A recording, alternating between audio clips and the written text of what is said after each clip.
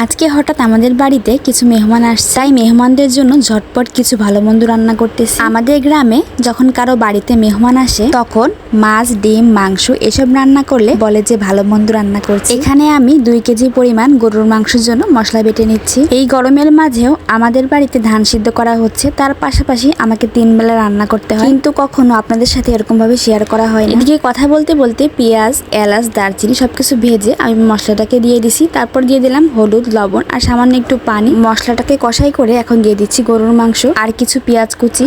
আর আজকে কিন্তু আমি অনেক কিছু রান্না বান্না করছি, তবে আপনাদের সাথে এই ছোট্ট ভিডিওতে শেয়ার করতে না পারায় আমি দুঃখিত।